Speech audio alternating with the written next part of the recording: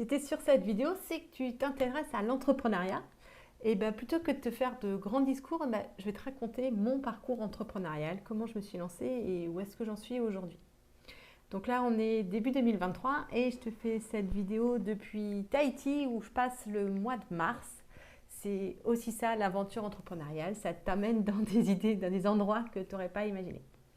Alors pour moi, tout a commencé en 2016, en fait, à force de changer des choses dans ma forme scolaire et surtout dans mon évaluation. On commence à venir me chercher pour faire des formations et on me dit mais on veut te payer, comment est-ce qu'on peut te payer? Et je suis là, mais me payer, je ne sais pas. Normalement, c'est l'éducation nationale qui fixe mon salaire, je ne sais pas comment me payer. Et donc, je découvre la micro-entreprise et donc que faire administrativement quand on est enseignant pour pouvoir être payé à côté, etc., etc. Et donc, je développe petit à petit mon activité de formatrice. Il y a même un an où je suis en dispo et je fais ça à plein temps. C'était plus comment dire, une année de pause pour comprendre un peu, puis pour me poser aussi, pour arrêter un peu le rythme intense. Et j'ai repris des cours après. Mais ce que j'ai appris, enfin, avec tout ce que j'ai fait pendant cette année-là, j'ai fait du freelancing, c'est-à-dire aller faire des missions d'ingénierie pédagogique, des choses comme ça, des formations bien sûr.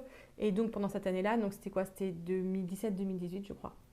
Je gagnais environ 1500 euros par mois à l'heure brute. Donc bon, il y a un petit peu de taxe sur l'entrepreneur, sur micro-entreprise, mais voilà, donc c'était un petit salaire quand même que je décrochais à l'époque. Pour plein de raisons, notamment parce que c'était le début, je commençais, je ne comprenais pas les bases, etc. Mais bon, quand même, j'ai fait un peu plus parce que je crois que j'ai fait 25 000 à 30 000 euros sur l'année, ce qui est au final pas si mal. Donc principalement formatrice et ingénieure pédagogique en faisant des cours par exemple pour Open Classrooms. Puis je suis revenue en classe à mi-temps et j'ai continué mon activité de formatrice à côté. Et donc là, je l'avais un peu plus structurée. J'ai arrêté l'ingénierie pédagogique qui me prenait beaucoup de temps et j'ai structuré ma activité de formatrice. Donc je gagnais toujours environ 1500 euros par mois. J'ai fait à peu près le même chiffre, mais avec beaucoup, beaucoup moins de temps parce que c'était structuré et parce que j'avais quand même 2 tiers de temps, je crois, à côté en classe. Juste pour que tu saches, ça, je l'ai pu le faire parce que j'étais dans le privé sous contrat. Donc j'étais en temps incomplet. En temps incomplet, on peut cumuler un salaire, enfin un demi-salaire, enfin un petit salaire, et ce qu'on veut à côté. Ce qui n'est pas le cas dans le public. Le temps incomplet, c'est quelque chose uniquement pour le privé sous contrat. J'ai fait 2-3 années comme ça avec un salaire de formatrice et mon demi-salaire d'enseignante. Et puis le Covid est arrivé et puis moi je me suis lancée en classe adaptative en 2019 et donc je me suis mis à développer des cours en ligne. J'avais aussi ma chaîne YouTube sur laquelle je mettais mes cours en ligne depuis 2011 qui commençait à bien marcher. Je crois que je commençais à atteindre les 10-20 000 abonnés. Donc j'ai commencé à monétiser ma chaîne, mais bon, même avec ce trafic-là, je suis montée à 150 euros par mois, je crois, sur ma chaîne YouTube, donc pas non plus des tonnes. Et je me suis dit qu'il y avait quand même beaucoup d'élèves qui avaient besoin d'aide et que moi j'avais des super cours en ligne, puisque j'étais en classe adaptative, j'avais fait mon écosystème et que du coup, on pouvait vendre sûrement, enfin le proposer contre de l'argent à d'autres élèves. Et donc j'ai lancé ça et ça a plutôt bien marché puisque du coup ce que je faisais c'était un live hebdomadaire, donc ça me prenait juste 1 heure de mon temps toutes les semaines et je suis montée à 500 euros d'abonnement. Je vendais un abonnement à 25 euros aux élèves qui voulaient avoir accès à tous mes cours en ligne. Donc voilà, ça a marché.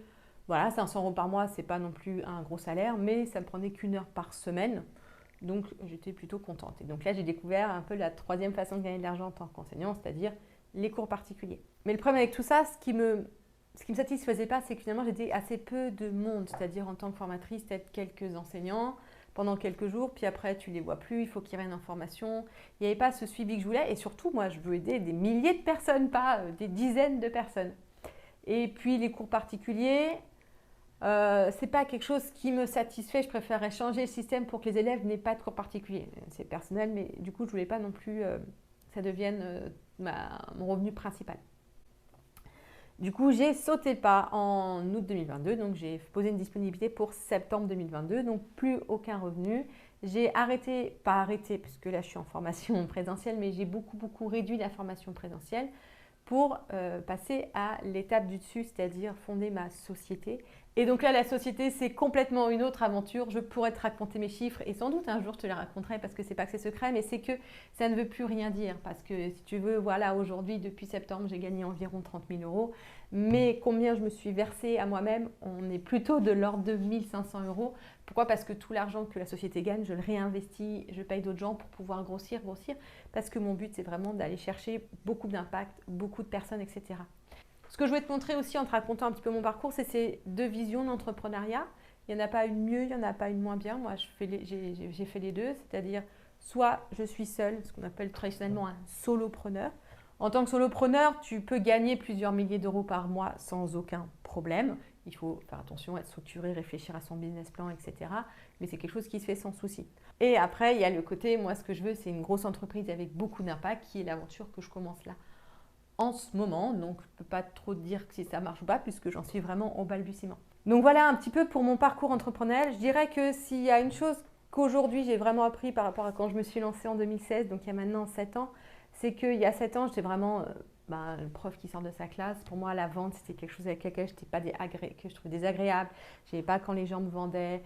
Enfin voilà, etc. Et ce que j'ai appris donc après toutes ces années d'entrepreneuriat, c'est que il y a de la vente mal faite qui effectivement est désagréable, mais la vente, quand c'est bien fait, c'est quelque chose qui est fluide, c'est quelque chose qui fonctionne bien et surtout c'est quelque chose qui part du cœur. C'est un peu bizarre à dire ça, mais moi ce que je sais, ce que j'ai vraiment appris, c'est que la vente en fait c'est l'occasion de pouvoir aider les gens vraiment.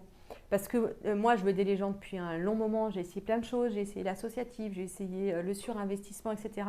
Et j'ai vu des associations monter, s'écrouler. J'ai vu des gens se lancer sans réfléchir à comment ils allaient se rémunérer et s'écrouler. Et j'ai vu toutes ces choses-là ne pas marcher. Et aujourd'hui, pour moi, c'est comment je peux aider les gens, mais sur le long terme. Et pour pouvoir vraiment aider les gens, eh bien, c'est important pour moi de m'assurer que je pourrai être là demain, après-demain, l'année prochaine, dans 10 ans, quand ils auront besoin de moi. Et pour ça, eh ben, il faut que moi, j'ai les moyens d'être bien dans ma vie. Et en fait, l'argent qui souvent dans le monde de l'éducation est vu comme quelque chose de mauvais, aujourd'hui, j'ai beaucoup changé mon mindset dessus. Alors, je ne vais pas te parler de rapport à l'argent, enfin, pas dans cette vidéo-là, parce que je pense qu'on en parlera à un moment ou à un autre, parce que c'est fondamental quand tu te lances dans l'entrepreneuriat, d'accord? Parce que souvent, dans le monde de l'éducation, on veut aider les gens, mais on ne réfléchit pas à comment est-ce que nous, on soutient cet effort sur le long terme. Et c'est malheureusement dans notre monde capitaliste, moi ça je n'y peux rien, c'est l'argent qui permet ça. Et donc vraiment voir l'argent comme un moyen et pas comme une fin, c'est vraiment aussi quelque chose que j'ai appris. Voilà, un petit peu pour te raconter mon histoire entrepreneuriale, pour t'inspirer, pour te donner des idées. N'hésite pas à me poser des questions sur Telegram, à échanger, etc. Mon but par cette vidéo, c'est vraiment juste de t'inspirer et de montrer que c'est possible.